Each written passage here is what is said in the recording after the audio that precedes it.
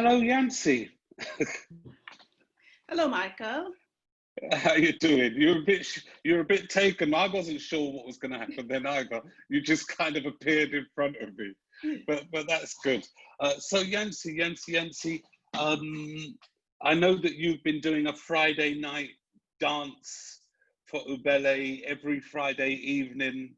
There's kind of music from all over the world. Tell us how that's been going. It's been amazing. Friday was our last, but we have had artists from far and wide, places some people have never even heard about. We've had artists performing, well received. Sad times it came to an end last Friday, but we have a list of people still wanting to perform. Wow. And so will we be starting again? Possibly. Maybe. All right, okay, because it's been and you had a very special one this Friday because it was Yvonne Field's birthday, our CEO's birthday. So she had a Zoom birthday party. I'd never been to a Zoom birthday party before, but it was good. It was fabulous. Wonderful 60th party, our after party. Your after party. Oh, okay. And tonight, you're kind of chiefly responsible for tonight and pulling tonight together. Why was it important to have this conversation today, do you think? Well, it's a add-on from the one we had a few weeks ago, the international conversation.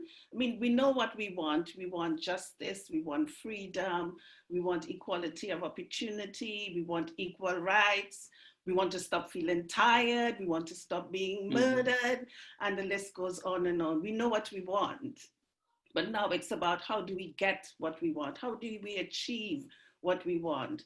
And so we need to just kind of come together and share some thoughts, some ideas, share that common purpose and the values that we all know that we want, build our community, because, you know, there's power in community. Wherever we are across the diaspora, there's power there.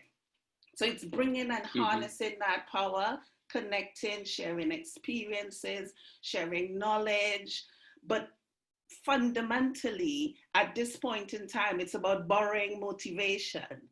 And what I mean by borrowing motivation, a lot of us are flagging, we're tired, racial fatigue and all of these things are wearing us down. And we just need to lean on others, but also be inspired by others.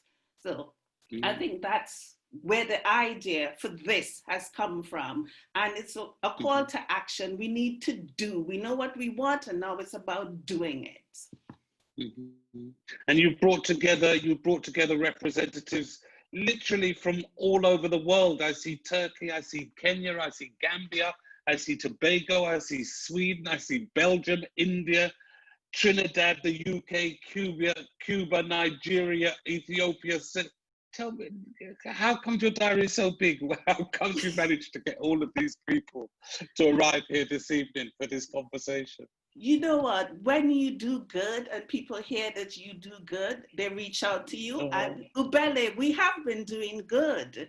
And our Friday evening gigs, our music gigs, means that we reached out far and wide, and people have told other people, and they've asked, you know, who knew we would have someone from India and Japan coming into this space, but we've been approached. Why not?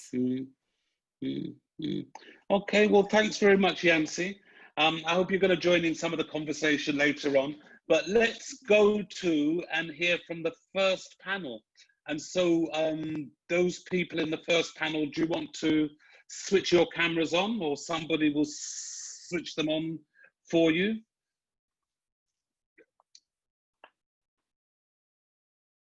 And we can begin our first conversation. And so let's hear, shall we, from Utak in Turkey. Or is he in Cyprus? Or is he in Turkey? Or is he in Cyprus? Let's find out.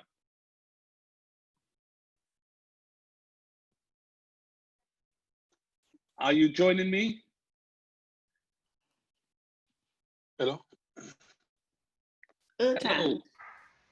Ertang.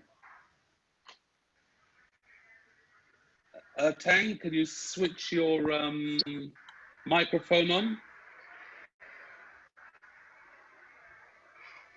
And can everybody else leave your microphones off?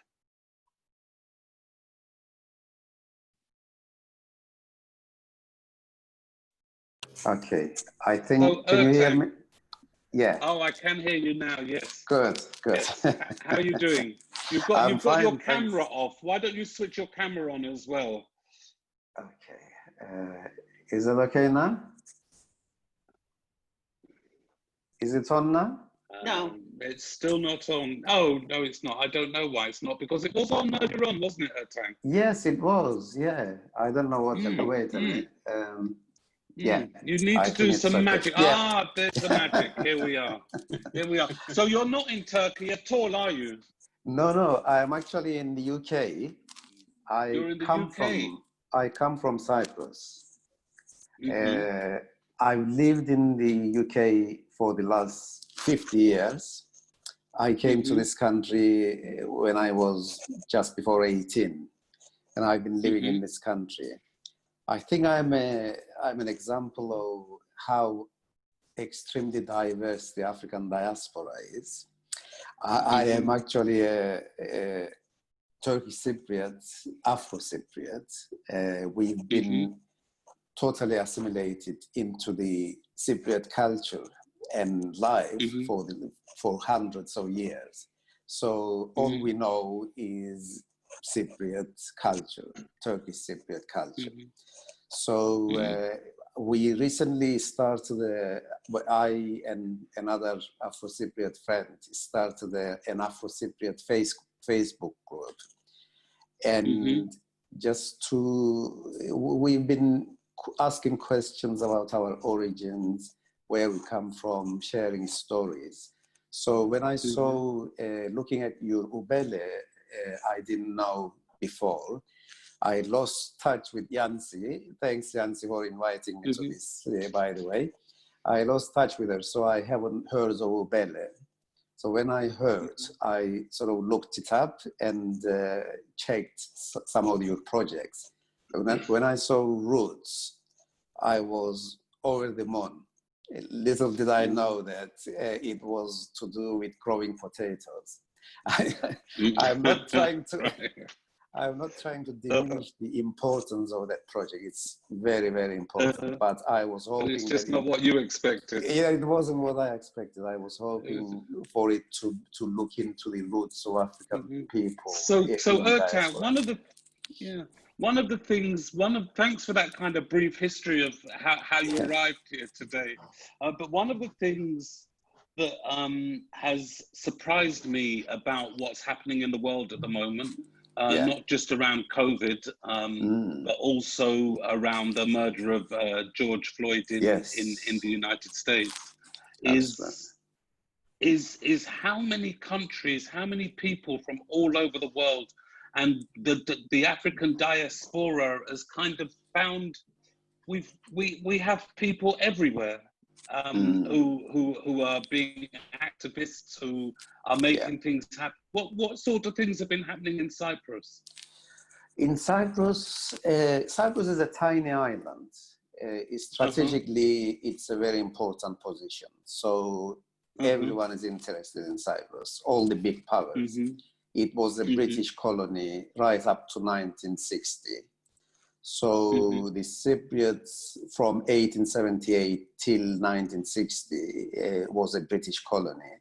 And they started arriving in the UK in late 50s. And the majority of Cypriots arrived just before the independence, when the British gave, like the West Indians, they gave us an opportunity to come to this country.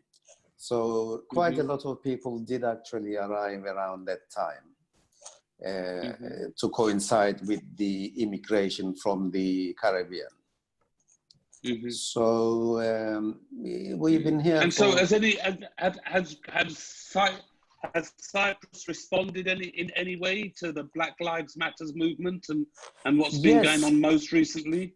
In fact, there has been a growing number of African students studying in the North Cyprus universities. There are some 30,000 African students. And up to that time, up to about 10, 20 years ago, apart from us Afro-Cypriots, Cypriots had not seen any African or any other people apart from Greek Cypriots and Turkish Cypriots. So in the last up to 15, 20 years, when the students arrived to study in the universities, that's when they came face to face with African people for the first time. So that community of African students have had suffered some form of racism and discrimination, and there are still a lot of discrimination and racism towards those people. But in the last few weeks, in fact, we've been helping these students, and a lot of progressive people in Cyprus have been helping these students in their fight against a newspaper, a very progressive left-wing newspaper, who chose the name Africa, and they put a logo of a monkey in the African newspaper's logo. At that time, when the newspaper... Ota, I'm just gonna have to, Ota, we've got 18 guests today, and we've got to hear from everybody. Of course. I'm really interested in what's been happening in Cyprus, but perhaps you could bring some of that into the kind of group discussion when we move into a group discussion. Bwala, do you want to introduce yourself? If you take your microphone on.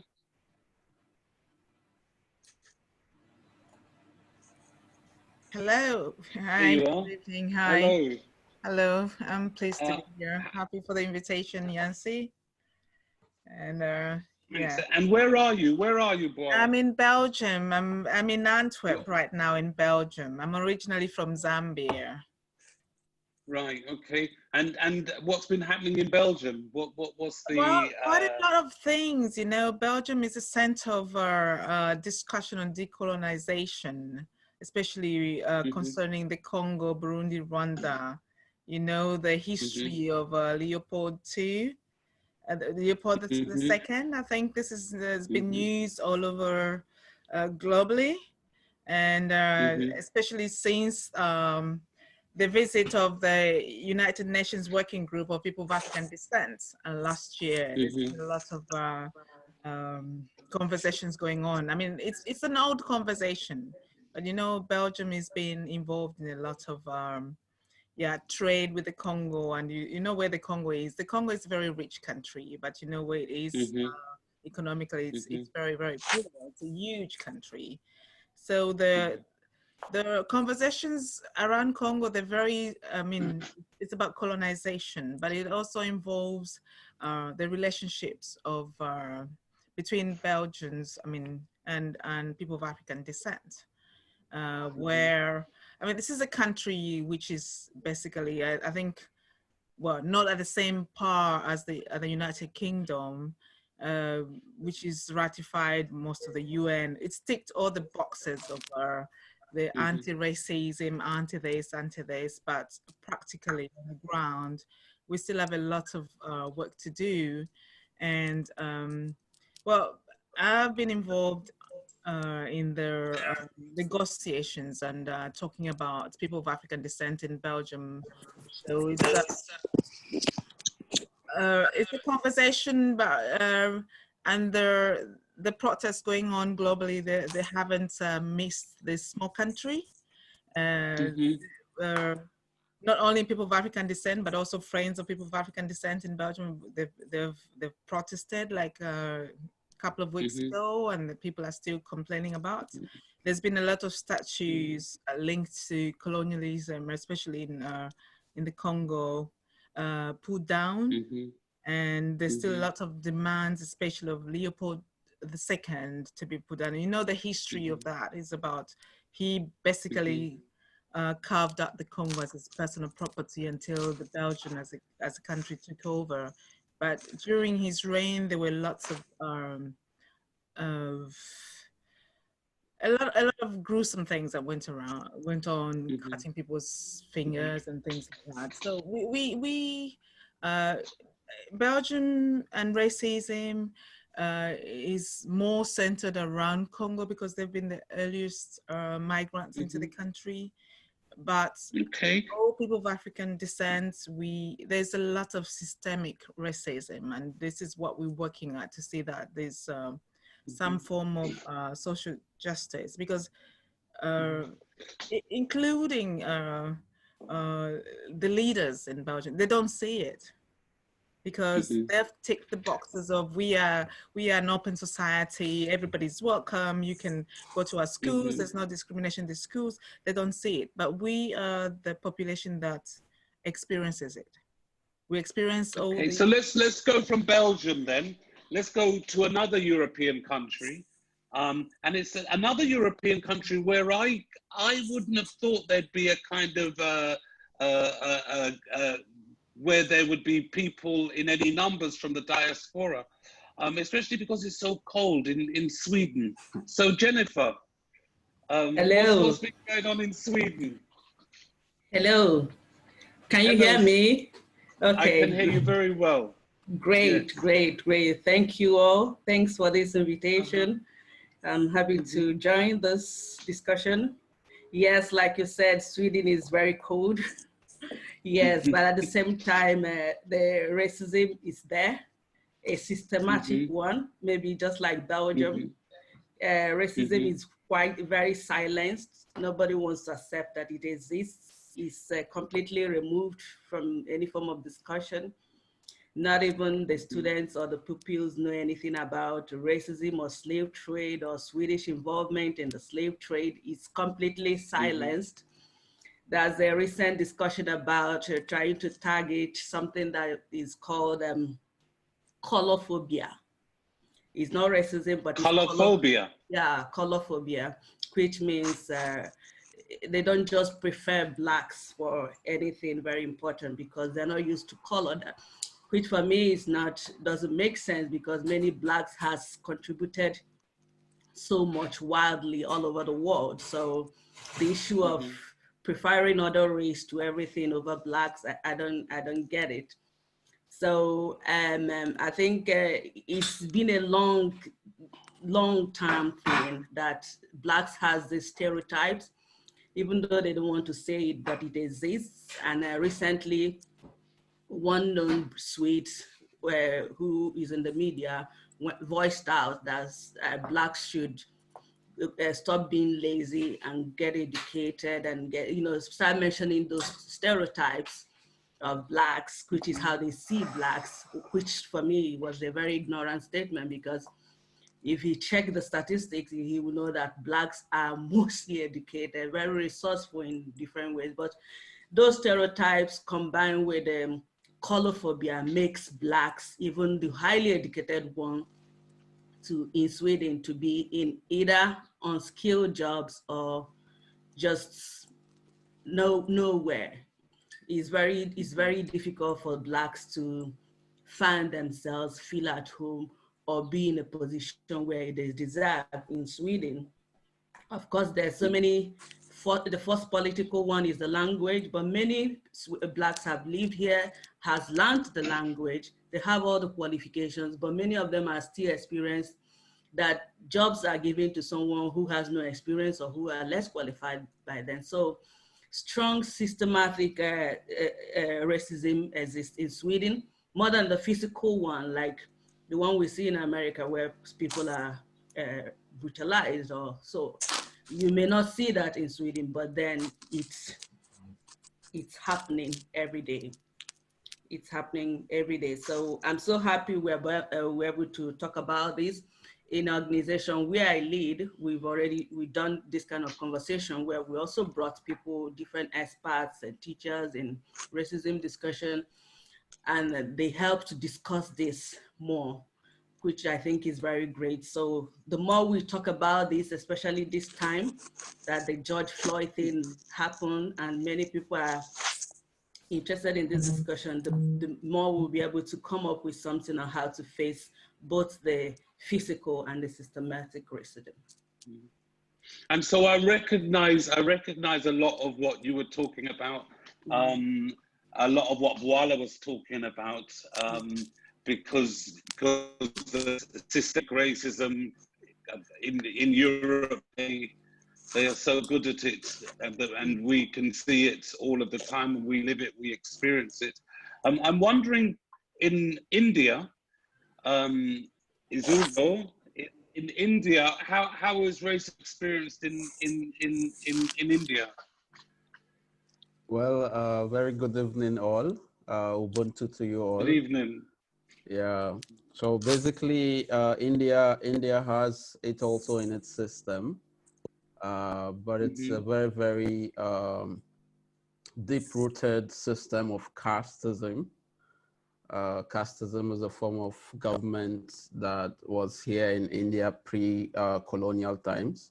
So it dates back thousands of years, as long as the Indian system has existed. And by virtue of fact that we have Africans who have migrated here, they've become victims of this transfer hatred, transfer discrimination and stereotype. So what we've been able to do in the while we try to educate more people, because there seemed to be less information on the need for a more peaceful and cohabitable society. So we've been able to remind them here of the days where they usually had African kings, and they had Africans who were warriors here also, who contributed meaningful to the growth of the Indian history. But it's very, very deep rooted. It's gonna take a lot of effort and holistic approach to actually completely or partially eradicate this from the Indian subconsciousness, but it's really rooted. I'll give you an example. An example would be where you see someone who is actually a professor, and they come up to you and ask you if Africans lives on trees. Or you would see someone who actually heads an African study center could make comments that the Southern Indians, like themselves, who actually, the Southern Indians actually look more African in terms of their physical appearances. They are dark skinned. Majority of them are more darker than in skin. I mean, they have melanin in their skin more as compared to the Africans. They've got coily hairs also, and shares certain similarities in terms of eating and the way they live, also the settlements. So you see somebody who heads an African Studies Center, who has also led parliamentarian government positions on Indo-Africa bilateral and multilateral relations, making comments that if India was a racist nation, why would they allow people from the southern part who actually look like Africans to stay closer to them? So it goes a long way to tell you how ingrained in the Indian fabric this is also. Okay, thanks very much. So we've heard a bit about racism in India and in Europe. I wonder, Algie in the Gambia. Hey, how are you? Doing good. I'm doing Could you good. turn? Thank you. Oh, you're doing good. Well, Yeah. So what are you doing in the What are you doing in the Gambia? Can there be racism in an African country?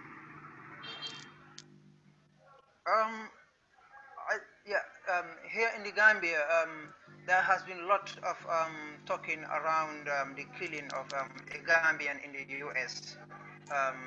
Last month, and this has sparked a lot of debate and also protest that people are actually calling for justice with the killing of Mamadou Lamin Sise. who has been staying in the Gambia for a long time. One of the human rights activists, a pronounced human rights activist in the Gambia, has notified like the plans of the state to stage a peaceful demonstration over the killing of Mamadou Sabali, who was reportedly shot by police in Georgia in the United States. This happened last month.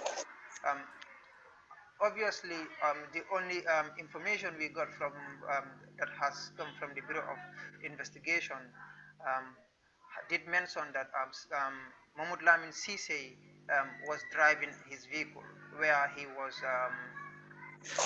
being stopped by a police, but then the vehicle never stopped. So that ran into the incident where he was shot dead. And the public has been really concerned with the news of his death, and that has sparked a lot of anger across the Gambian public. And how has that anger manifested itself? What sort of things have Gambians been doing? There has been a lot of news on the public media in the Gambia, and there has been also some demonstration of Gambians at the U.S. Embassy showing their anger and frustration over the killing of black people, not only black Americans, but also Africans themselves who are also living in the United States, like in the case of Cisse. So we, as citizens, we are calling of the government of the United States to have full-fledged investigation into this matter, and then give us a report that is credible, not only to give us a news or false report saying that the guy was on overspeeding in his vehicle, whereby the officer approached the car and gave the driver commands, but the driver refused to comply. So the subject produced a hang down and began to fire at the officers. And this is something that we as Gambians or Africans, we don't believe in that. Racism has been in the United States for quite a long period of time. And I think it is high time for all black people with colors to actually stand against this injustice that has been on since the colonial days. This happens to us looking at the history of Kunta Kinte and a lot of Africans that has been captured from the Gambia and from the African continent moved to the Europe and to the West, more especially in the America, where they have been working tirelessly, serving for the interest of their masters.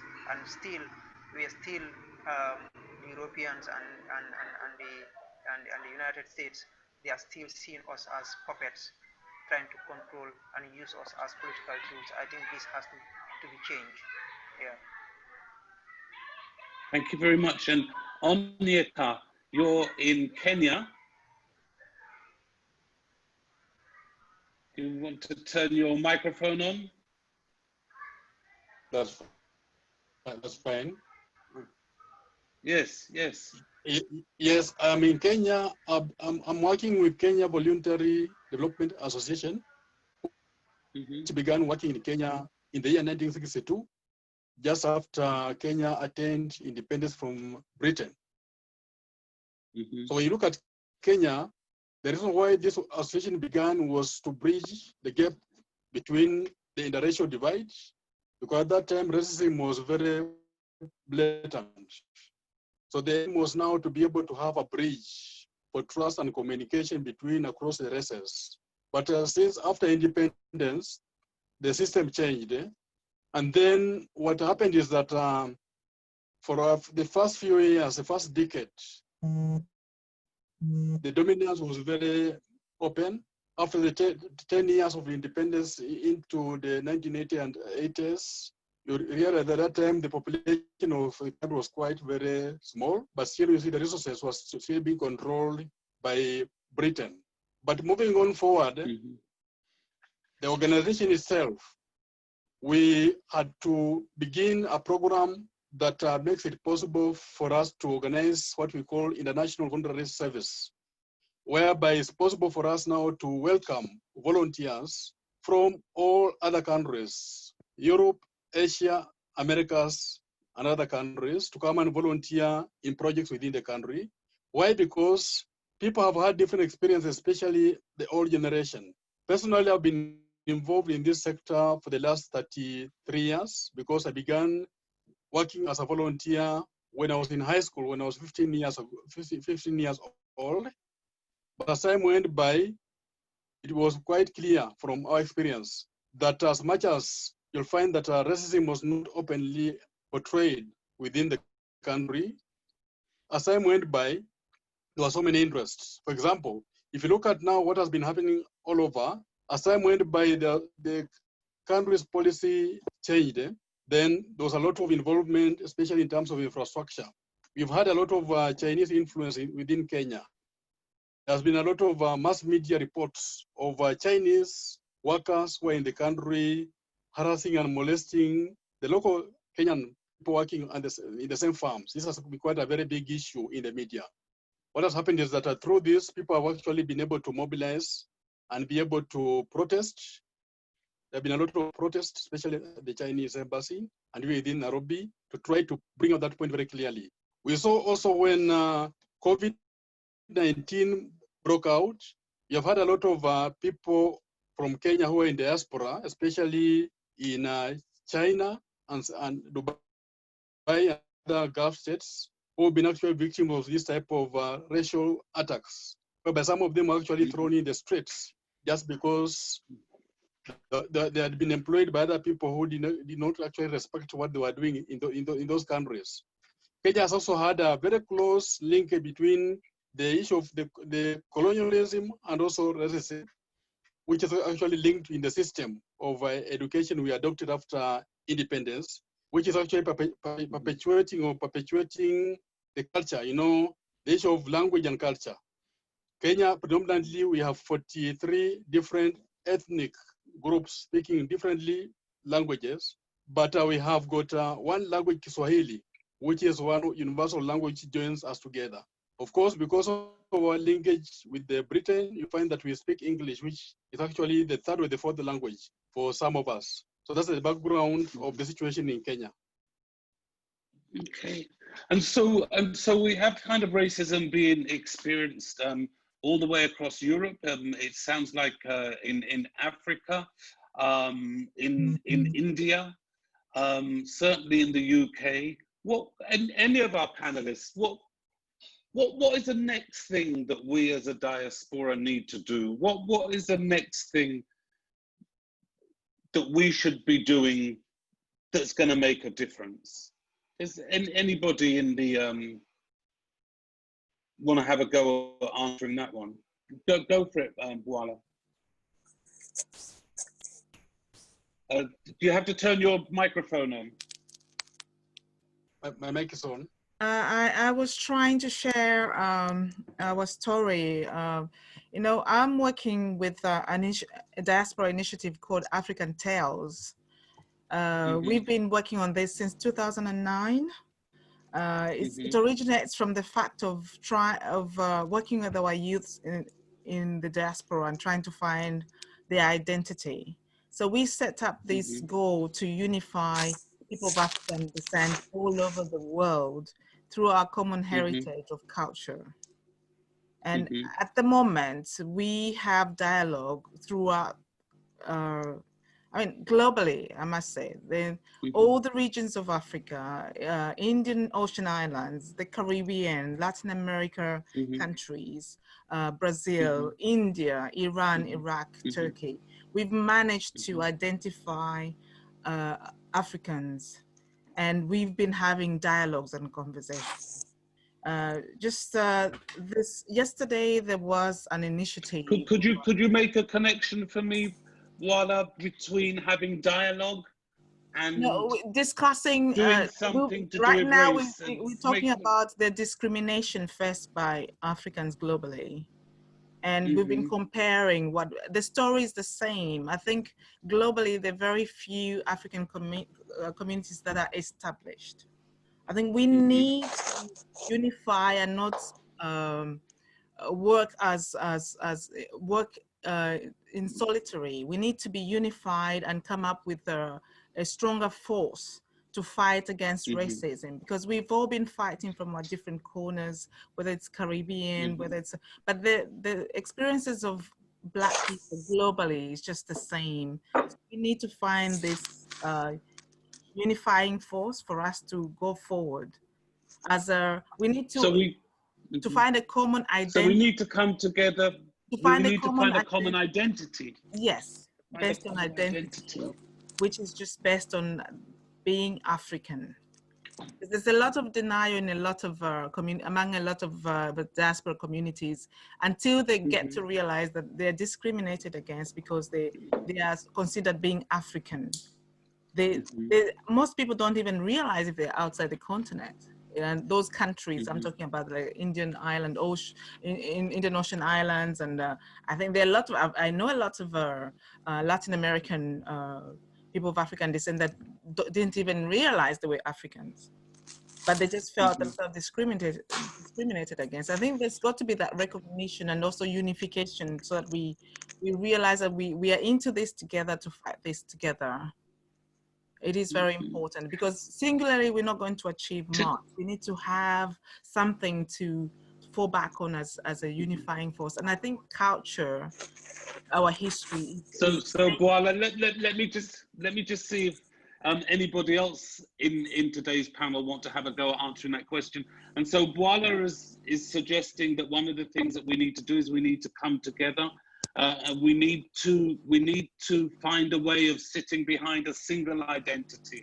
And I think she's suggesting that that identity is to see ourselves as Africans, and that we should move behind that identity, and that's what will give us some strength. Anybody else? What do we need to do next?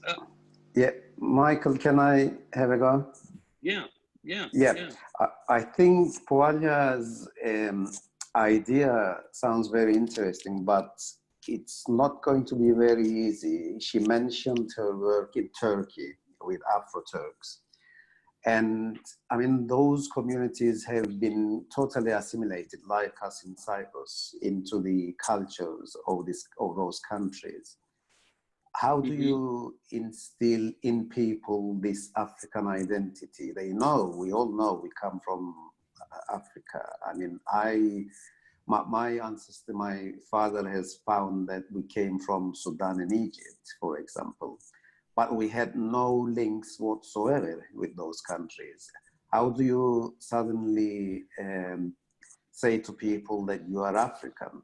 I mean, we do know, but total assimilation makes it really difficult to adopt an African identity. And it's going to be very difficult, but at the same time, we have to talk to each other. For example, I've just found out that Pualia is working with the Afro-Turks, for example. So I very much like to have a dialogue with her. We've been trying to reach out to the African students in Cyprus as Afro-Cypriots, and we've been working together, helping them to fight against the racism they suffer. Because we have been totally assimilated, they see us as Cypriots rather than Africans. We suffer from a lower level of racism, but not institutional racism. There has been judges and people, went for presidency candidacy in the past in the police force and so on. At all levels of the Cypriot structure, there are Afro-Cypriots. But when they saw people from different countries, people from Africa, the students arriving in Cyprus, that was the first time, as I said, they came face to face with those people. But again, what they have started as a result of this newspaper logo thing, they started in Cyprus having a joint anti-racism group involving the Voice. It's called VOIS. Voice Cyprus is an organization consisting of representing students, African students in Cyprus. They got together with the unions, with teachers associations, other students to form a joint anti-racist group. So we are going to join them as well. It's a new initiative. So this way, I think we have to start with having dialogues with each other to raise awareness of where we are, what's happening around the world, which is exactly this type of, what you have started is extremely important. Thank you very much. So anybody finally from this panel that would like to attempt to answer that question? And the question is, what should we do next? Jennifer, sorry. Yes, I just want to add something to the discussion. I quite agree with what both of them has said. Maybe like what Wala said, maybe instead of saying African blacks, we can say blacks, because we all are blacks. We are blacks in America, blacks in everywhere. So with black, we can be able to find this bigger network that we need to work together. It's very important that we work together in this in numbers to be able to change this. I want to chip in that we need to have this mindset that we have to change this now, really, because racism for me is worse than climate change discussion, for instance. And many other groups that were discriminated in the past, the gender group, the feminist group, they are growing so fast. Countries are changing, like country like Sweden is on top of feminist discussion now. And women are going into powers in quite a number. And the gender group, they are going so far. And then something like racism is forgotten, is silenced and all that. And we blacks are the ones to take it up. It's our cause, we have to take it up at every level and promote it, that this discussion should be talked everywhere. Is much more important than even climate discussion, because this affects human being, the king of the earth, directly. And I believe that at this level, we'll be able to see what we can do in every group or so. We need to just figure out a way to make it this important. That is a very important discussion for us. It should not be left out in this 21st century. And we should also maybe try in our way, in a little way, in every country we belong, to help to change the stereotypes about Africa. About African is this, African that, or whatever they call colorphobia or all that. Maybe we should speak against it. I think it needs an institutional solution. It needs to be in the media, it needs to be in policy documents about this. There are so many countries, even in Sweden, if you're getting employment, you sign a document, there's no discrimination, there's no racism, but it exists. So it has to be discussed in another way, that this is a breach on fundamental human rights. Racism should no longer exist in this time. So we should do a little more. Change our discussion. No stereotypes about us. We are good in different ways, and we have to make it look very important. So that yeah, thank you. Thank you. We've been joined by John Arnold. Hello, John. Are you hearing me? Can you switch your camera on? Can you switch your microphone on? Hello, Hi, John. good evening, How are you doing? Good evening, everybody. Yeah, but Good actually, evening. she told me to come on at 3, so I was just listening. But that's okay. That's sorry, okay. I had you. No, I had no, you no. on my early list, and I saw you sitting there, so I thought. Yeah, no, I'm on. listening just to get a kind of vibe about what we're talking about. Okay. Yeah, no problem. And you're here from Trinidad, aren't you, John? You're here from Trinidad. Yeah, well, I live in the smaller island, Tobago, but Trinidad and Tobago, I straddle. I actually live what I say on the and. Trinidad and Tobago, I live in both. Yeah, I tend to be, yeah. Right, okay. Okay, and what do you do there? What do you do there? Well, I do several things. I work with I work with the copyright. I'm president of the local chapter here. I work also as chairman of Music TT, which is one of the government boards. And I'm also in the creative sector, you know, serving on that too. And then I am in the Tobago House of Assembly. I'm also the executive coordinator dealing with events. And I also have a strong tourism background. But I think also because recently I was involved in a project with the Decade of People of African Origin, where civil society here is really pushing hard to see the first 6 years were never taken on, but they're really pushing hard to see if the last 4 before 2024, it can be at least some things can be done. So the topic, I mean, it's a great topic. Where do we go from here in context of racism and what's happening? Because I think, and my sister a while ago spoke about what's happening in Sweden. Even some of the corporate people here are now pushing a lot for a lot of this thing with equality and, you know, role of women in society and so on. So there's a whole heap of things. Some of the laws have changed and so on. But I think in context of what you all are talking, great meat.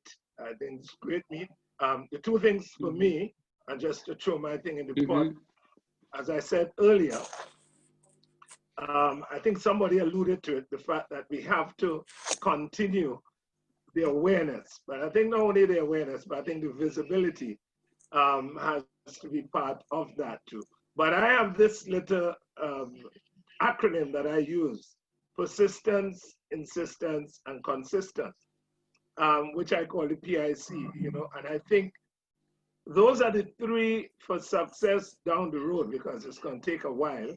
I think we have to continue. A lot of times we start, but we don't apply persistence, insistence. What's happening now in the States, I think, is indicative of that, the fact that there are people, they're not going to stop now, but I think across the globe, it is something we have to apply all the time. Yeah. So, John, when I think about racism, when I think about the small island that you come from, Tobago, I was involved in a project that was looking at food security in Tobago a year or so ago. And one of the things that I learned when I was involved in that project was that Tobago is importing about 70% of its food, you know, and not from Trinidad, not from your neighbor next door, but imports from, yeah. And it really made me very aware of what racism meant, because on one hand, it is about the police brutally killing somebody. And we have the mobile phone now, so we've been saying that this has been happening for years, but fortunately somebody had their iPhone and filmed it, and we have social media so that people who don't normally see these things were forced to see them. But the kind of entrenched nature of racism, the idea that a country like Trinidad is forced to import food from America, in order to satisfy people who it's indebted to. And so it's not just about those moments, is it? But it's what do we do about this deep entrenching of systems which support racism, which support white power across the world? What is it that we could be doing? My own feeling is that I think you do have a grand point there.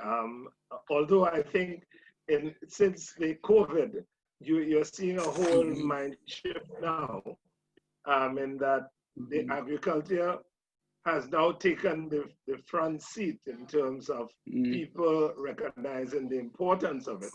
And so much so that even just last week I was at the market, and the market vendors were complaining that their sales have dropped, because almost everybody now has started to go back to gardening once again. And so that's a little plus there, and we hope that continues.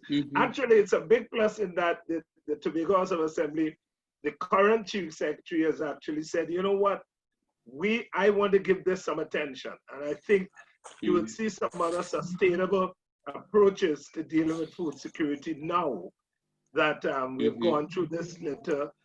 Again, it has to be sustainable. But you made a point about, I was just going to make the point, that in the Caribbean, I think a lot of the islands have never had the kind of struggles that, for example, what Americans have had. And so I think for us, it's not the same thing, although in Trinidad and Tobago, there are elements of racism that take place between Indo and Afro. But that's more a power, well, yeah, anyhow you take it, it will be, because it's more power based. And we see that, you know, in the political, in the economic, in the social, and so on. But I think understanding, one of the things that I have a beef about is the education system not paying attention to teaching enough Black history. I think that should be a first floor, going up to the 10th floor. I think that should be a first floor item. Black history, Black contribution of Blacks to civilization. There are so many things people are learning now coming out of the COVID that personally, I think that's an area we can look at in terms of increasing that awareness, raising the education, make it a very part of that. Because I think cultural confidence is not something very strong. Not well, from where I sit. And I think that has to be something we look at. Thank you, John. Thank you to everybody on the first panel tonight. Thanks for raising the issues that you've raised and trying to do the kind of difficult thing of kind of sharing your solutions. We're going to take a 5-minute break now. After our 5-minute break, we're going to invite our second panel in. And so you've got 5 minutes for a comfort break. Go make yourselves a cup of tea, grab yourselves a glass of wine, grab yourselves a drop of rum, and we'll see you in 5 minutes' time. Thank you. Thank you. Thank you very much.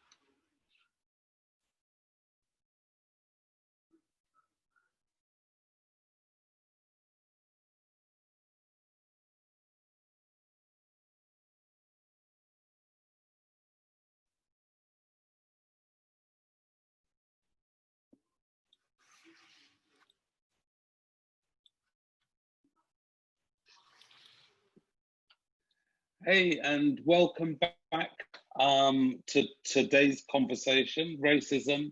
Where next? I'd like to invite our panelist, Cecil Gutsmore, to join us. Are you there, Cecil? I am indeed. Oh, you are indeed. How are you doing, sir? Good, thank you. You're doing good. Okay, so I know that you've spent a lot of time in the UK. I know that you've also spent a lot of time in Jamaica. Yeah. I know that you've spent a lot of your life looking and thinking about race and racism and power and how we shift the balance of power. Where are we, Cecil, in terms of racism now? Okay, that's a question. I would have not volunteered myself for this because I think it does matter that should have mattered that you got somebody from Jamaica, because there are all kinds of issues about race there that actually matter. A Welsh student of the Caribbean called our region a pigmentocracy, and it remains that. That is to say, shade and race still matters there. And in the context of all this excitement, Black Lives Matter and those murders in the United States of America of Black people, which is an ongoing thing, it matters that the Jamaican police, and it's made up of people who look like me and you, kill an amazingly large number of people per annum. And even though it may be falling, it is outrageous. And because there is next to no societal objection, and even the human rights groups, so-called, are compromised by their connection with money, their connection with American money, with Canadian money, with Jamaican capitalist money, and so on, that they don't really represent the issues particularly well. And I think that somebody who is hot on that would have been better than me for this international conversation. But since I misunderstood that, let me then go on to say something in more direct answer to your question. I think that a number of things matter, that race is one of the foundations of the system under which we live, racism, in fact. And that has always been so, certainly for the last 500 years, and race may have mattered long before that. You had a brother talking about India just now, and race has mattered there for millennia. So that is certainly the case. It matters also that here in the West, somebody in the middle of the 19th century said from the bench of the United States Supreme Court that Black people, whether slave or free, have no rights, that the white system has to recognize or to respect, and very little, if anything, around that has changed. So that's the state we're in. It matters too that in the post-war period, the period after the Second World War, the white world claimed to be embarrassed about what they had done to Jews, and responded to that interestingly. They didn't connect it to their racism, which they intended to continue. They set up a very elaborate attack on race. Race became what they called man's most dangerous myth. And whilst attacking race using UNESCO, using the universities and so on, they continued with systematic worldwide racism, pretending to give up Africa while trying to hold on in the most brutal fashion to all of the places where they had settler colonialism, and side by side with that, setting up neocolonialism, extremely brutal regimes that repress and oppress our people. It matters that over that period, they gave nuclear weapons to two racist countries, South Africa and Israel. And when we won the kind of freedom that we have from them in South Africa, the first thing that they did was to take back the nuclear weapons, because us Africans are clearly not entitled to anything, and it would worry them considerably if we did. So that's the state we're in. The way in which we get out of it, people have more than hinted at it already. It matters that we're disempowered. It matters that we contribute to the extent and nature of our disempowerment. I don't think it's just about identity.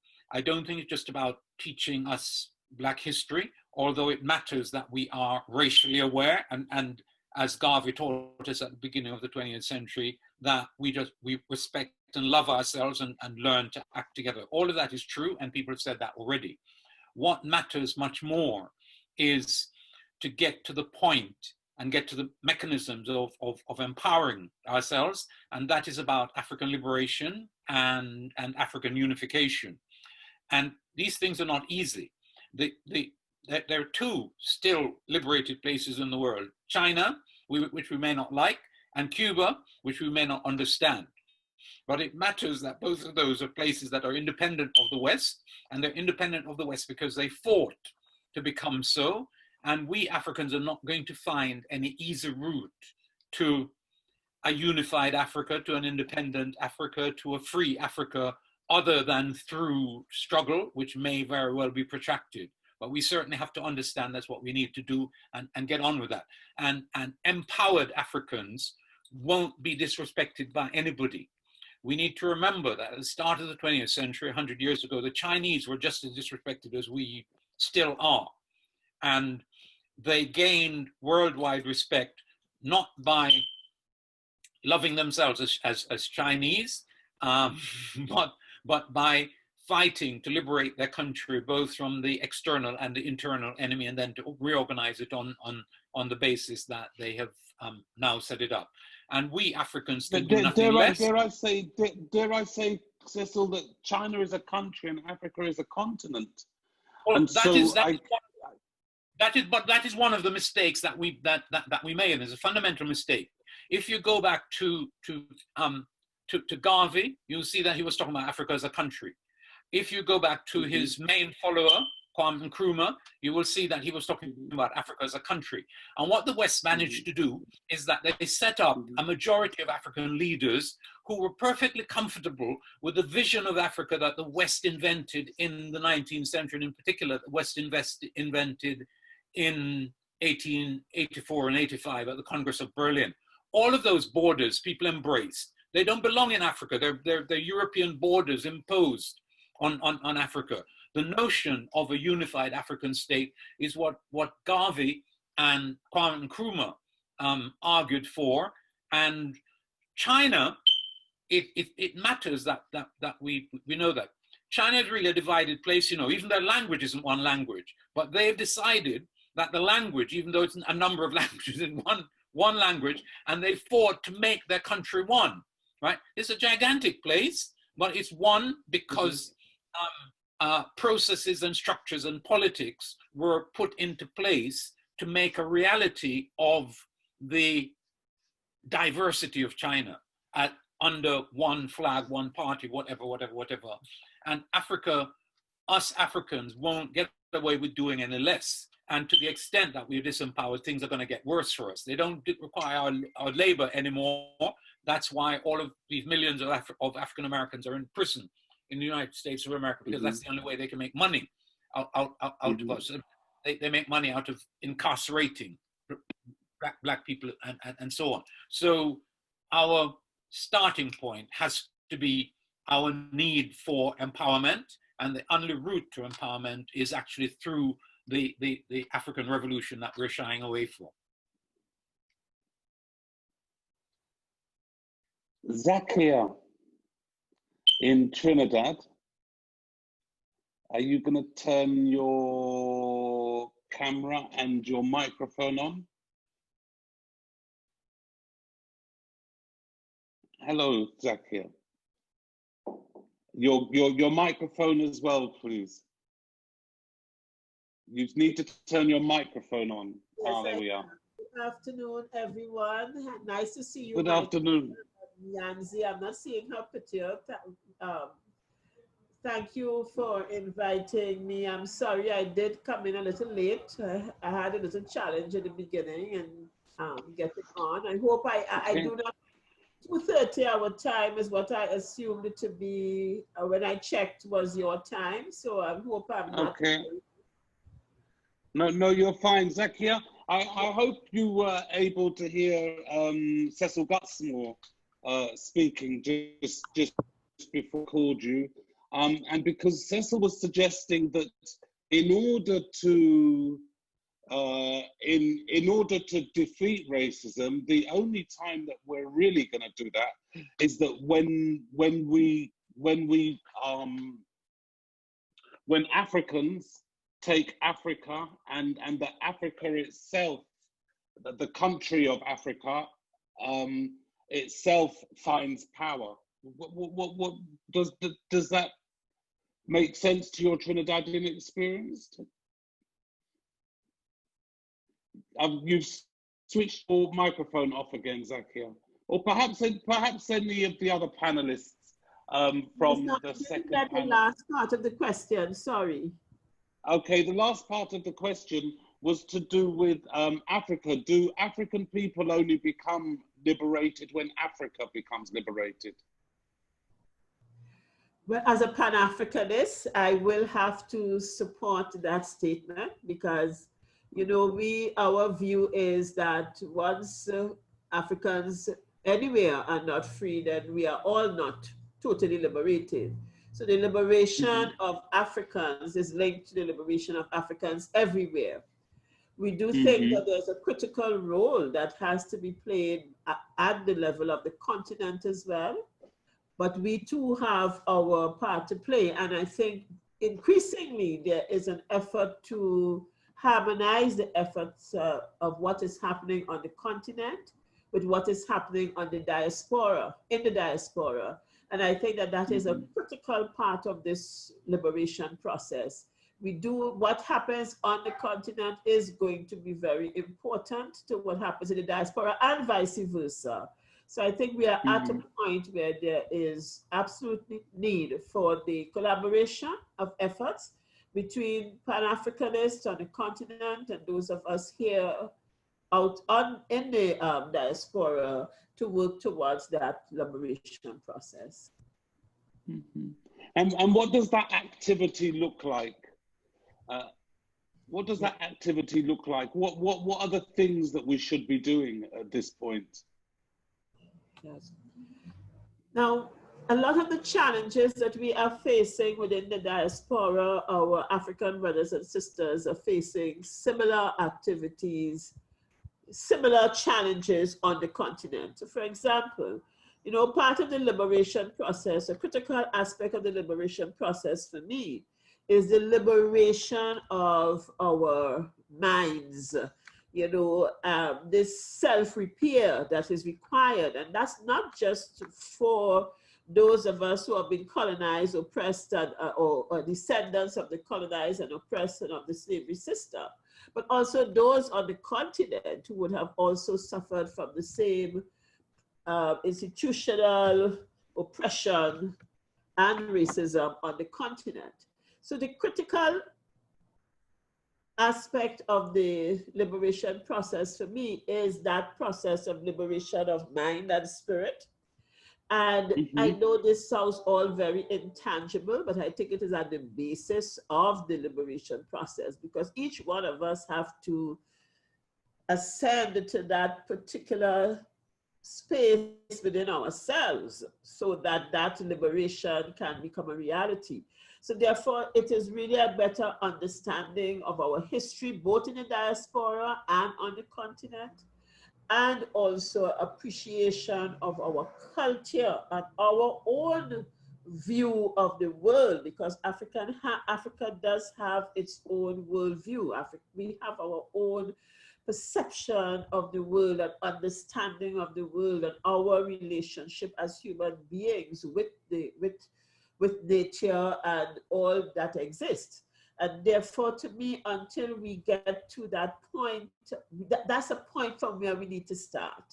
Understanding our history, our culture, and beginning to have an appreciation of our worldview and our understanding of spirituality. Asma, are you? Can you switch your microphone on, Asma? Just did it. Because Asma, you're in Cuba. I'm not or in you're Cuba. from Cuba. I am You're from not in Cuba, Cuba. correct? Yeah. Oh, you are from Cuba. Yes. And so I'm in lockdown in Germany. I also live in Right, Hanover, okay. Germany, and I can't get back because airports are closed, both here in Germany and in Cuba. So unfortunately, I can't travel back. But anyways, I still have to wait here for papers, and so you know, this virus, COVID-19, just happened to happen right when I was traveling. But I am very well connected in Cuba, and yes, I can talk to you about racism in Cuba right now. We have a case of a young man that has been murdered, has been assassinated by police last week. And there is a big discussion, obviously, after poor George Floyd, may he rest in peace, having been killed by US police, and all the movement that arose from his death. There have been intense discussions, and the racism that surfaced, especially in Cuba, is so ambiguous. It's so sad because, you know, we have a very whitewashed history in the Caribbean. You know, we all had to endure the influx of Europeans at a certain point when our governments thought in the 18th century that our islands were too black. And so we have a great number of citizens that really believe that they are more European than anything else. And especially those people emigrated to Miami, as you may know. And so we have this divided community of people that are openly racist and people who, well, they believe they are like a mixture of the melting pot that the Caribbean really is.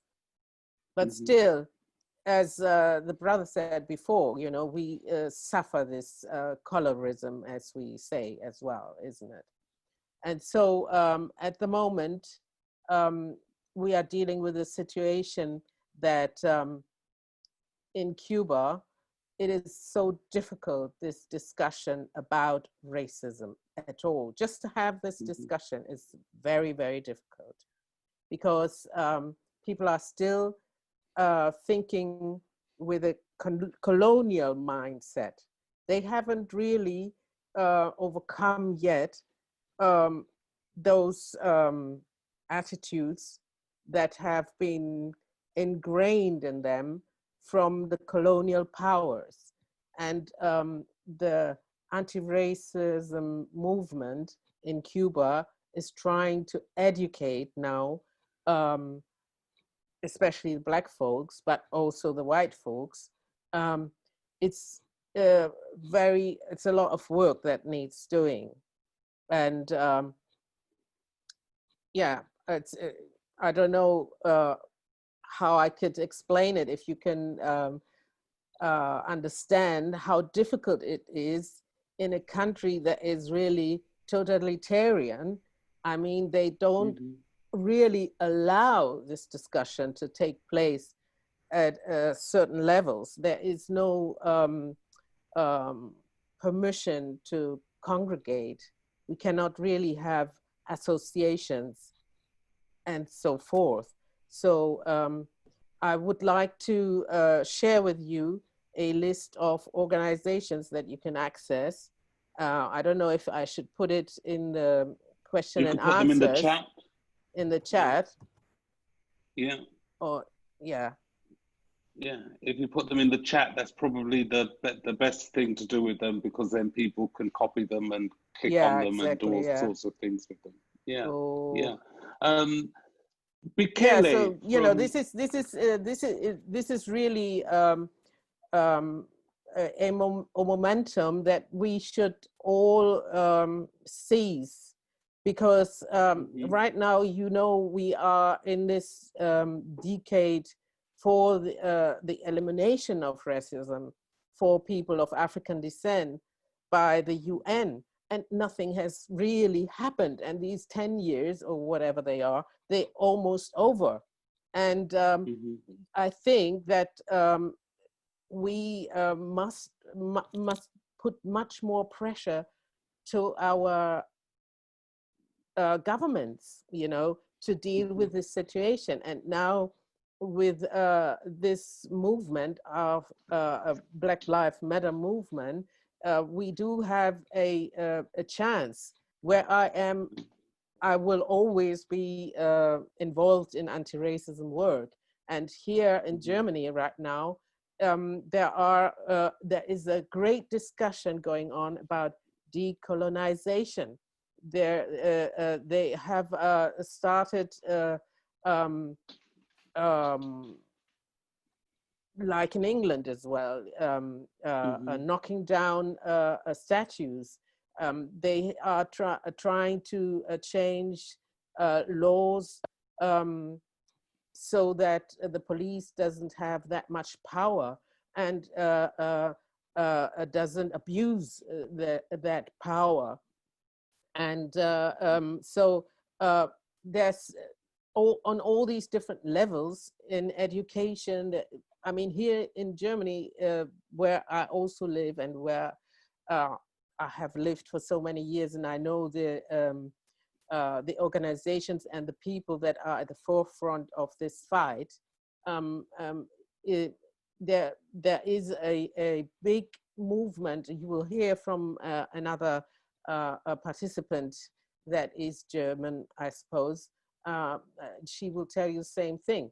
And I'm very privileged to be able to live in both societies, in Cuba and in Germany, and I can take back new ideas. You know, in Cuba, the question about, for example, natural hair is now more prominent than before. Yes, because it's still the ideal of beauty is still the European notion of beauty. Yes. So, you know, this is how a lot of people actually get to find out about their own history and about, you know, a lot of things that had to do with power and oppression and around hair, just going that way, you know. So it is also political, obviously. And we struggle in Cuba, not just in that way, but also we have, for example, a lawyer friend that is very active, and she is trying to make people aware that they don't have to take certain behavior from certain people, racist behavior, obviously, and they can, by law, defend themselves in front of a court. And so it's very difficult to make people aware that that they have these rights, because it's our constitutional rights everywhere to yeah, to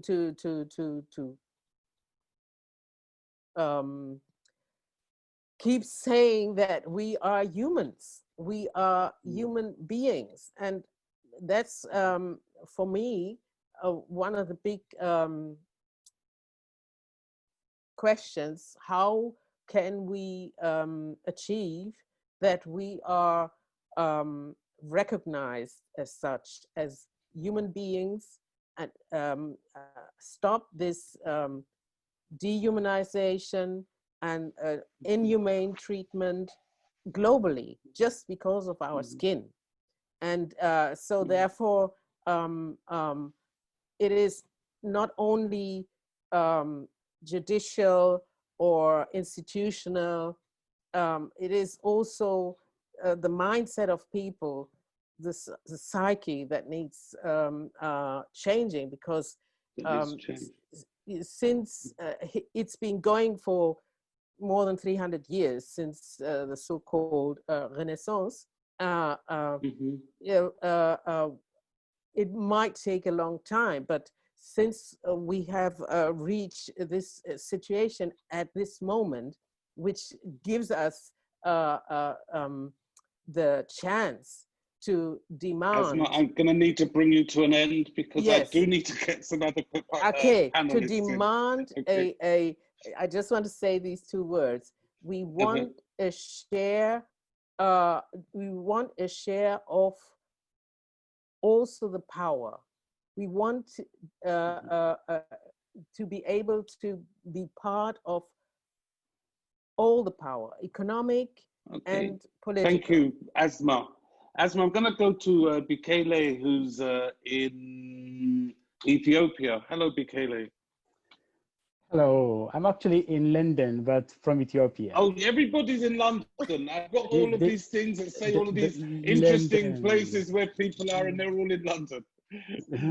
So you're in London, but you're from Ethiopia. Yes, I am. Ah, you're from Ethiopia. I'm interested in you being from Ethiopia, because we've had some people talking about the importance of this kind of internal something that needs to happen within us as Black people.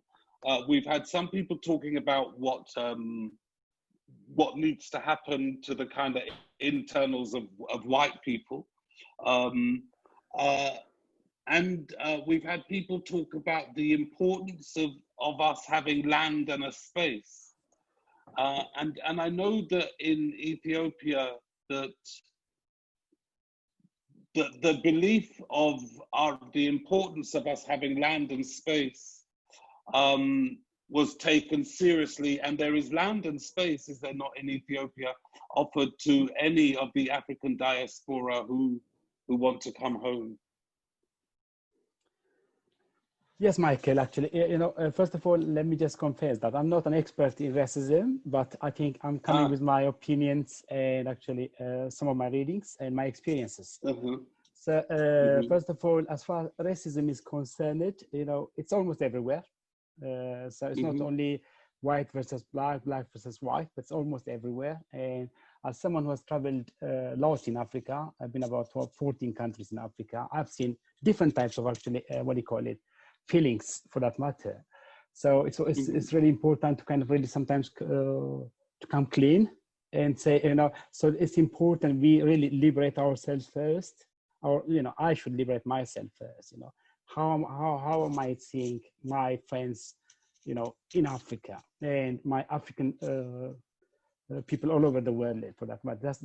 That's important. And then my relationship with non-Africans. How am I seeing my relationship with non-Africans? It's really important. So the first thing I kind of really think as an Ethiopian, grew up in Addis and lived most of my life in Ethiopia, probably, but I've been for about 15 years now, is liberation. We kind of have that feeling. For us,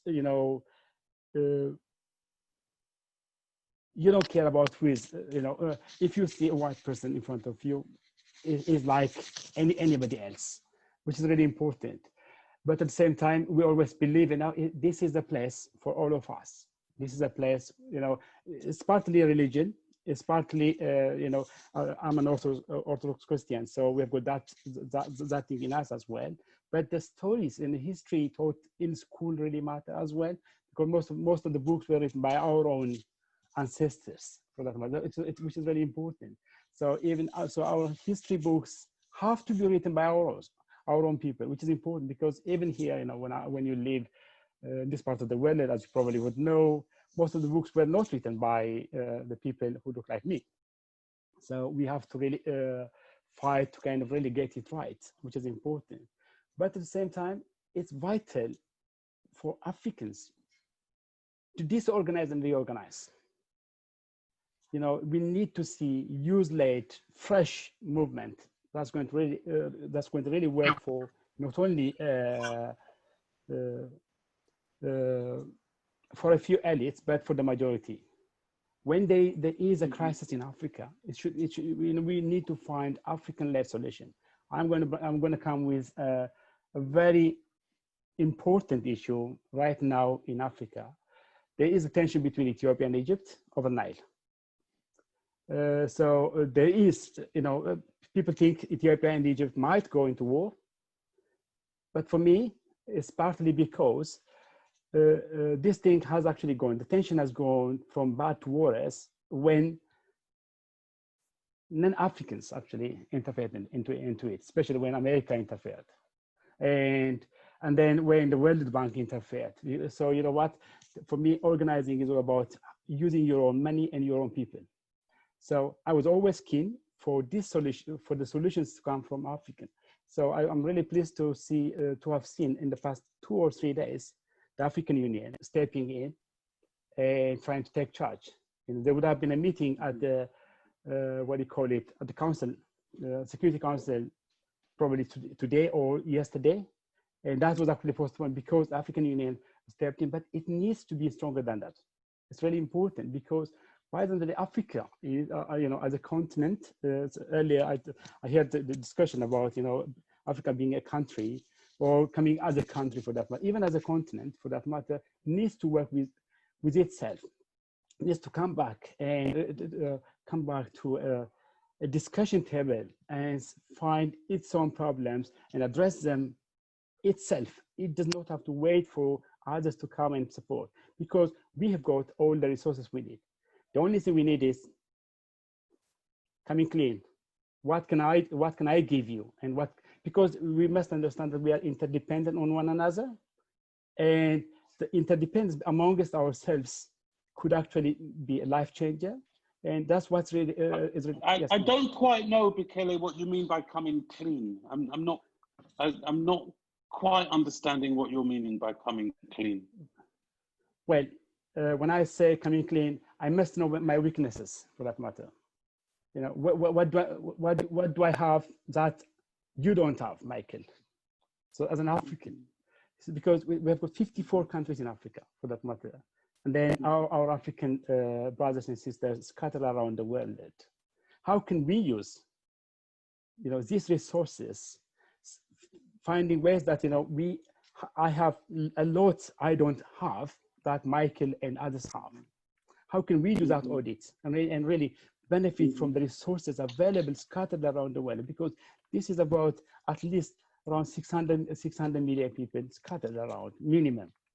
How can we get the best out of it? Because for me, the best resource ever is actually human resource, which we have in abundance, use, which we have in abundance, but all unused because we don't listen to one another. So there is a need to come back and really work on this thing. But at the same time, as part of the movement now that we have around the world, so we have to push wherever we are, wherever we have to push that this is not going to be a one-off movement. It's not going to be, it should not be actually enough having a statement. How can we get it implemented? How can we get there? How can we sit on the table? Because we always say, if you are not on the table, you are on the menu. In that case then, so you have to make sure you are on the table of negotiation. Otherwise, yes. Thank you very much. Invite yourself to the table, even if when you are not invited. Thank you. I'm going to go all the way. I might be going to London again, Bikele, no. But I hope I'm going to Nigeria. Yes, you to Yubo. Hello, Yubo. Hi, good evening, everyone. Hi, everyone. How are you doing? I'm fine, thank you. Okay. And so on this question of kind of racism across the world, or the question of what should we as a diaspora be doing next? What are you thinking, Yubo? Yeah, I've had Cecil and Zach here. So, I mean, like, I told a line of conversation because assimilation is key, understanding your background is, because what we suffer in Nigeria is not racism as seen in London or specifically in America. You know, we have some sort of an ethnic divide here. We have politicians, although funny enough, I'm now working as the Director General and CEO of the River State Tourism Development Agency. So it was assumed then that I'm working with the politicians. But you know, one thing is we have to speak the truth, because for anybody who changes his principles, depending on who he's dealing with, is not fit to be a leader anyway. So if we have to borrow from Nelson Mandela. So the key thing is we need to understand how powerful we are as the Black race. If we have the disconnect of the word assimilation in terms of he's an African American, or he's a true African, or he is an African state, or it's a continent, wherever it is, we're Black, you know, and we experience different things in different places. I for one, as a Nigerian, I might get very cocky, you know, because physically, I mean, when I mean cocky in terms of the white person, you know, unless it's an institutionalized racism, but basically as a human being, you know, like, excuse me, I look better. I have a mentality that I'm not thinking about being superior, but I'm confident, right? But because in Africa, our leaders have had the ability to be corrupted by making our system ineffective for the Africans key. So you become subservient, you know, to Western culture. You become subservient to all that we might want to call colonial mentality, you know, the mentality of our oppressors. So you see that if we have the media strength, understanding African history, understanding African culture, it's systematic that we do that across board. Because even in America, even in Europe, basically, the understanding of Africa is limited. I give an example. I have a dance group, right? And if you Google CNN, it's called Seke. So Seke dance drama traces the American tap dance to the indigenous people of the core Niger Delta region. Now, I had an interview with CNN, and during the interview, it was a wonderful interview, and I applaud that. But we did a drive on the streets of Lagos, because I was in Lagos then. And we had some Ikoyi, we had some very fantastic images, you know, in terms of architecture. But none of those didn't appear in the video because it doesn't suit the international narrative. If they want to put images of Africa, they don't go to the posh African areas, even if we know that we're limited. Yeah, they rather go to, you know what I mean, the areas that is good for the perception of those who think that Africans still live on trees and like monkeys. Right? So we need to own that narrative. Once we own that narrative across board, because like my professor said, it's a convoluting concourse of juxtaposed variegated happenings as it is happening now with the Black Lives Matter. There was like what you might call the Wakanda hangover effect. After Black Panther, you know, there was this question of the ideal utopian Africa, because for one, it was not a movie that dealt with race in terms of racism. It dealt more with the story of an ideal Africa, an Africa that everybody was subservient to, an Africa that ideally was the kind of Africa that we all wish we were. So that was, it resonated across board. So you can imagine if we have that mentality, that is who we are across board. It must be systematic. There must be, if you go back to the Holocaust, how the Jews over the period of time put things together. So how are we as Africans, when we have divided people, you know, it's divided. Even last week, there was a Twitter war going on between the Americans, Africans in diaspora, and some Nigerians. So it was a banter, very vile and angry banter on Twitter because of the superiority of certain African Americans, and then believing that the Africans, so to speak, back in Africa were not on the same. Well, like the truth is, we don't feel the brutality or the brutalization of the George Floyd experience is not on race, it's an ethnicity. And sometimes, yeah, the police is the police. The politicians are politicians. They're the ones that are raping the system in Africa. So our feeling is different from how they feel out there. But the key thing is that we still feel something. So how do we empower Africans, either in diaspora or let's don't use the word Africa, but the Black race? How do we do that? If you think about Tulsa and all of the things that we heard about June, right? And all the Black Wall Street. So how do they go back into that? How do we empower, knowing that it deals with money? Because the minimum minority are holding a monumental major majority to ransom, because we do allow that. So how do we change money from sports? So if sports is where the money is, so how do you coordinate all of those monies from sports? Because without the Black sports, so to speak, you're not getting the monies out anyway.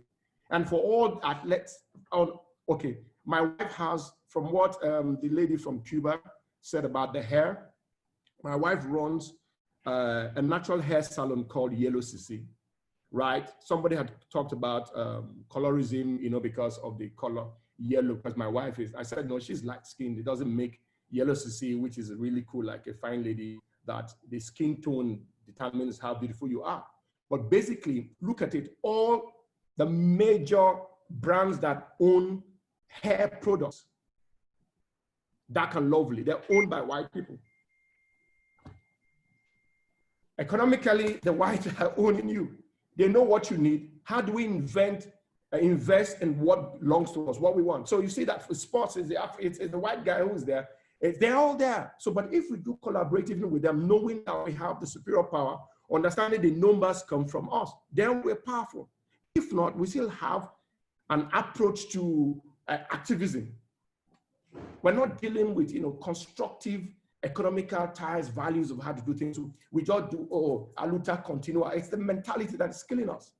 So this is about us only being the customers, and not having not using our economic power even as customers to make change. Make change. Quincy, I can't. Oh, you're in the Netherlands, Quincy. How are you doing? I'm well. Thank you for having me. I heard your Prime Minister on the television, Quincy, a couple of days ago, telling us how the world was going to change around Black Pete, or saying that Black Pete was going to disappear over time after all of the campaigning that I know that Black organizations have done in the Netherlands around the issue of Black Pete and blackface. Yeah. Before I get into that, I wanna recognize and acknowledge that I'm coming from St. Martin and Curacao, two islands which have Dutch colonization in common, together with 4 other islands, which is still ongoing.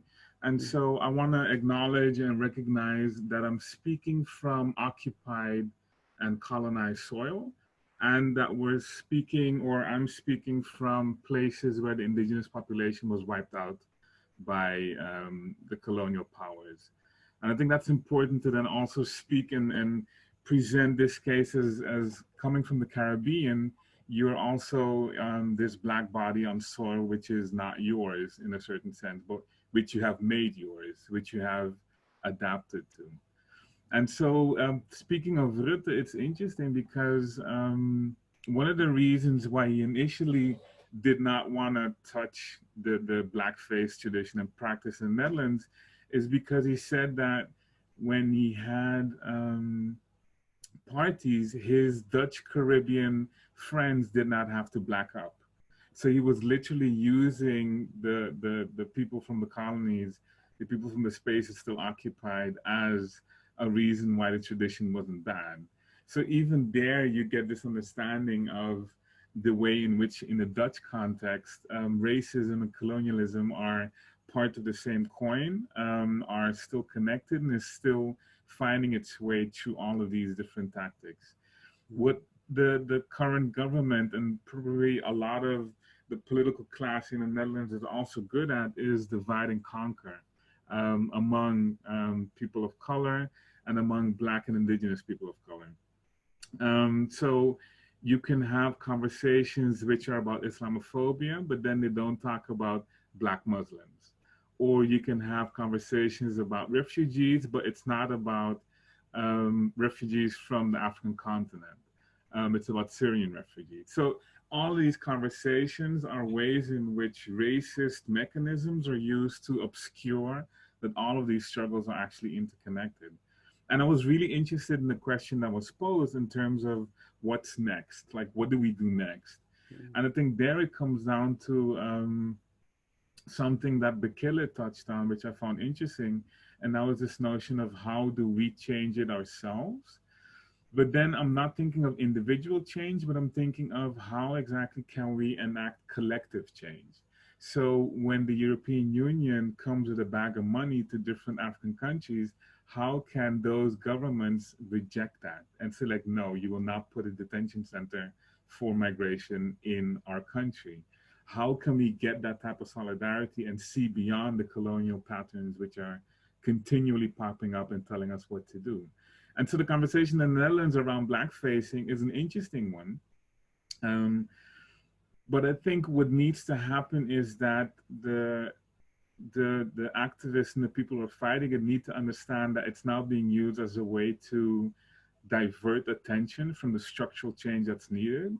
I mean, right now as well, when looking at the Black Lives Matter protest, you see all of these performative acts of solidarity, which only end up meaning we're going to take a couple of episodes from Little Britain down, Faulty Towers down, and it's not connected to, okay, so how do we understand how the corona pandemic actually affected Black people, racialized Black people, diaspora communities hardest because of the racist tendencies baked into the systems that we find ourselves in. And I think those are the type of questions which I think we need to start looking at and try to dismantle and pull apart to then repair the damage that's done to us. Not just done in the past, but continuously done. I mean, even this understanding now in a lot of places that the virus is over, that happened when the numbers came in and we started to see like, oh, it's actually the migrant communities and the diaspora communities and the Black, Indigenous, and people of color communities which are affected the most. And then you get all these people pretending it's over. And I'm like, no, it's not over. It might be over for your understanding of what it does, but it doesn't mean that for the communities that I care for, that I'm from, that we're not going to be affected until there's a vaccine. And even when thinking about the vaccine, the development of this vaccine, I mean, when I read that Oxford University is testing it out in South Africa and Brazil and the UK, I was like, what is going on? Why didn't they go to Italy? Why didn't they go to Spain? Because those governments realized the medical horrors, the medical, the history that we have in the medical world of testing on Black bodies, and that is still not acknowledged. And I think there is where the work that we're doing collectively can be something to put to the foreground and be like, okay, how can we support and how can we help to make sure that these structures don't keep on reproducing when we have this knowledge in-house? Thank you, Quincy, very, very much. I've got somebody, is it Diana who is replacing somebody? You need to turn your microphone on. Yeah, I turned it on. Hi, I'm Diana Arce. I guess Natasha A. Kelly sent me.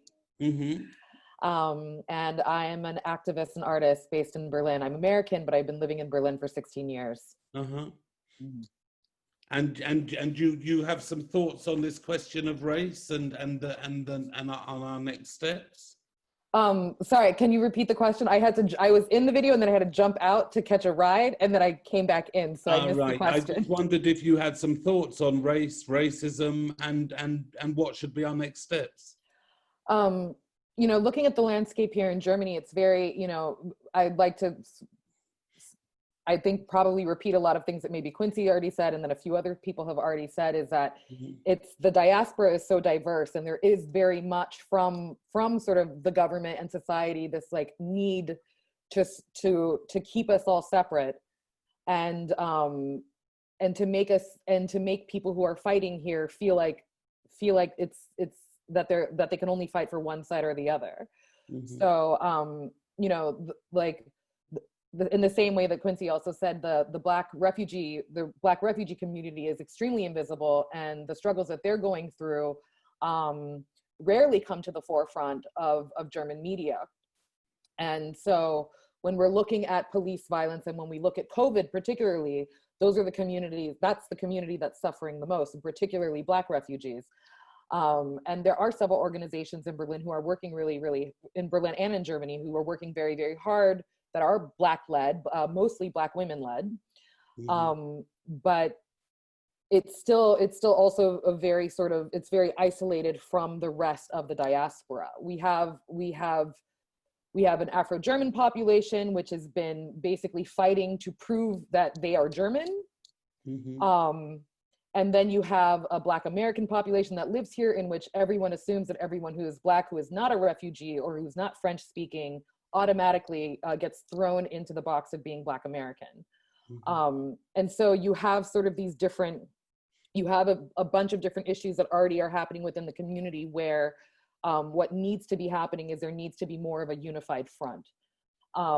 Whether or not we all agree on everything, we need to present ourselves as, in order for us to have the numbers to be able to influence the rest of society, we need to present a united front, which means we need to center, you know, Black queer feminism and refugees and trans women, as these are the groups of people who are suffering the most here currently in Germany.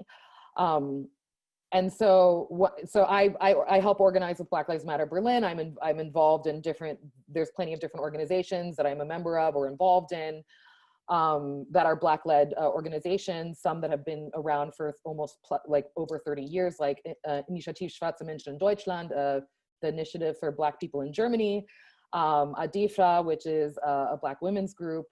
You know, they've been around for 30 plus years. So, and they have been fighting, you know, we've been fighting for basic sort of things. So we have a whole another issue in Germany where, you know, they feel because they've dealt with the Holocaust, that the issue of race has been solved, and that there is no more racism and they no longer see color.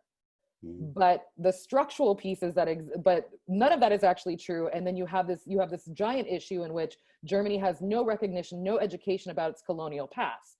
So, you know, the first concentration camps were perpetrated on Black people in Africa in German colonies. The fact that Africa was divided inside of Germany is barely discussed. And whenever you bring up colonialism, it's like, oh yeah, you know, we were barely colonialists. You know, and there's also a lack of acknowledgement of like the German money that was involved in the slave trade. Just because they didn't have the boats didn't mean that they didn't finance the boats that were coming from Holland. So you have this entire structural issue in which, you know, where there's all these things that are put into place that make it so that there are no Black people who like exist as like natives to Germany, which is completely untrue. We know we have documentation of Black people existing in Germany and like living and thriving in Germany going back 400 or 500 years.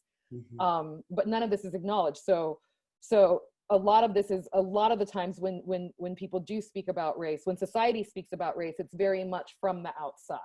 And it's very, and this whole thing of taking up, you know, the charge for George Floyd, you know, on one side, it's wonderful because it's bringing together a lot of people. There's a lot of new young Black activists who realize that this is something that needs to be talked about. but it is also a thing that does lead to a lot of performative issues where you have white people coming out to these protests and then saying, you know, talking about racism as if it's an American export, regardless of the fact that Europe invented racism. It was invented here, and the Americans might have perfected it, but it originated here. So this lack of acknowledgement and this lack of understanding. And one of the things that, you know, we're striving to do, and a lot of other organizations in Berlin, where I'm based particularly, are trying to do, is we're trying to network with each other, and we're trying to find the points in which we all agree, and make sure that even if we don't necessarily agree about something, that we present a unified front regardless. And that we need to turn the conversation in Germany in particular, because, you know, even the president of the country, he met with several black people, I think last week or the week before, and one of the first questions out of his mouth was, have you personally experienced racism? So we're still having the discussion here about racism on a personal level, not even on a structural level. And in the media, even the president of the country, probably even Angela Merkel, all they want to talk about is your personal experience with racism without acknowledging the fact that, like, the structural issues that are in the country exist. The fact there's no structural funding for Black organizations. We know that the police, you know, we have our own George Floyd right now, a 54-year-old man who had a psychological issue, had a knife, brandished a knife, and had his back turned to the police and was shot in the back in Bremen. And that was, I think, on the 18th of June. So George Floyd is actually here. We have a George Floyd here, but no one wants to talk about that. They only want to discuss this about, it's an American problem and we're doing so much better here because not as many of us are dying. Diane, I'm gonna have to stop you because we've actually gone 4 minutes over, and I've still got to hear from Akref, and so I'd like to do that, and then we can kind of decide how we're going to close tonight. And so Akref, if you'd like to kind of come in at this point, you are unmuted already. Good evening, sir. Yeah, good evening. Thank you very much for this invitation. So my name is Ashraf Shargi. Ashraf. So yeah, it's really good, and it's really very important to participate and to discuss and to open those kind of conversations, because yes, everyone, each of us has problems and has like the same troubles in his place. For example, I'm here, I'm calling you, I'm Tunisian, and this is my country, and this is where I was born. And I can tell you that I've been passing through many things as a musician, as an artist, as a teacher, as a director, as a leader. Here, passed through many troubles, because as a Black Tunisian, we are like 15% of the community, and I think it's like equal in all the Maghrebin countries.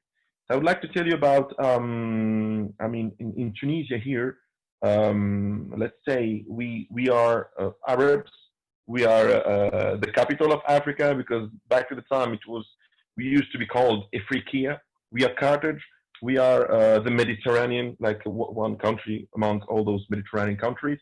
And then if we just focus on the mentality, on the economy, on development, everything, we are always focused on Europe. We are between, are we Maghrebin, more Maghrebin than Arabs? So there is all those stories. And then comes the minorities. As Black people, we are indigenous, we are from here. And the problem is that we are not that much involved and being put in those big positions. And I'm especially talking about our skills, our education, and everything. I will tell you right now about an experience that I had 2 weeks ago. I was invited in a program on TV to talk about my last projects, what I'm doing as a musician, and international background and all these things. And then the interviewer goes like, well, Ashraf, do we have really racism in Tunisia? So he came up to this question, So I was like shocked a little bit because, I was there to talk and to discuss about my projects and what I'm doing. And at the same time, it reminds me back again that in Tunisia, we still have this big issue and problem that we are not opening and talking about. And I would like to tell you that in Tunisia, we abolished racism since 1846. We are the first Arab country that abolished the racism.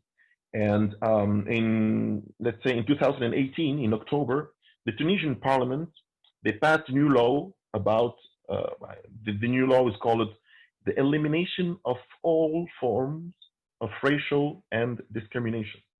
So with this one, they decided to give like 3 years of jail to all people considered as racist, and they have to pay like around like $3,000 or something like that.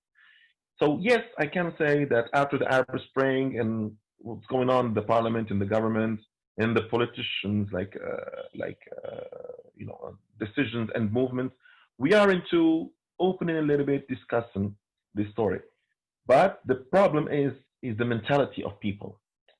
In 2018, I had a position as a director of big festival here called Festival de Carthage. And I experienced really something like good and bad at the same time. I didn't expect that someone will straight, act with a racist content against me because of jealousy, because of others. So I put this in a side. Let's see. Let's think and let's focus on Black communities who has like their position. They are very intelligent and they have their education, and they can be at the same place in the government, in the politicians' decisions, and also in let's say in media. So the representations of all Black communities, and again, I'm insisting on the fact that we are like the best of the best. We are not represented. By some miracles, I don't know how, they're trying to push us away from those places, so which is not fine at all. So after that experience of 1 year, being part of the government and being director of a big festival, I tried to bring in and to sign a lot of like a contract and agreements with different countries, in Africa, to bring them to Tunisia, to attract them, to exchange. I have to ask you to bring it to an, because we are really running out of time, and so I know. I'll go quick to the point. I go quick to the point, especially about the solutions. Yeah, I'll come there. So at that moment, I decided, to create another festival. So what I'm doing actually is I'm talking about my positions in my country, and I know that everyone in his own country knows exactly what's the main solutions. So what I propose is to create together a lobby. It's very important to create a lobby because my fight as a Black Tunisian here, it's not the same fight like a white Tunisian citizen. So it's not the same at all. What I'm trying to focus on the influence of the history of the education related to the roots, to the origins of Africa. This cannot happen only if I go into being with the same positions like them. And then I know in my country, you will have this power to be with them only if you get support from outside. So this is straight like things how they are. And as I said, like we need just to move on and to collect ourselves into one team of work, and we help each other, everyone in his own country, to achieve what they want and to make happen all our projects. Thank you very, very much. And thanks very much to all of our panelists tonight. I'm sorry, those people who we said we were going to finish at 8:30, and it's actually 20 to 9. It was just, I don't know, I'm intrigued by the connections that there are in the way that we think about what we should be doing, the connections that there are in the experience of racism in Europe, in Africa, in the Caribbean, and all over the world. This is the beginning of a conversation. This is a kind of first step.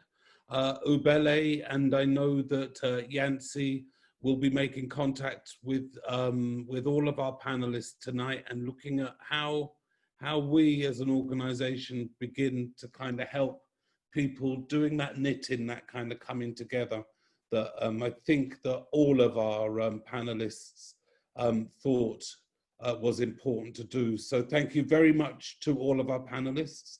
Thank you very much, Dr. Yancy Rolson, for all the work you've done in making this evening happen.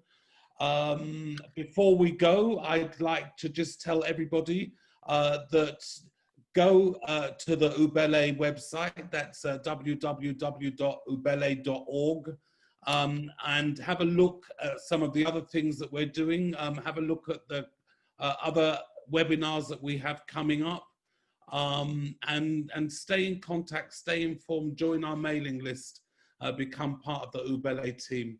Thank you all very, very much for tonight, and good night.